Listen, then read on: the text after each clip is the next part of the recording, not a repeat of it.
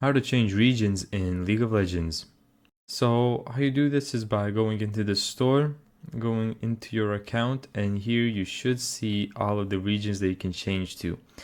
However, if you're like me and you're in the Europe region, you cannot go to any other region. Now they should be changing this soon when the season ends, but until then, the players from the EU cannot do that. Now make sure that when you choose a region, you choose a region that's the closest to you so you have the best connection possible. And for those of you who do have these options, it will cost 2600 RPs.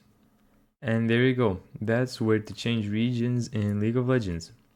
Thank you so much for watching this video. If you found this tutorial helpful, make sure to give it a thumbs up and subscribe. And as always, see you in the next video.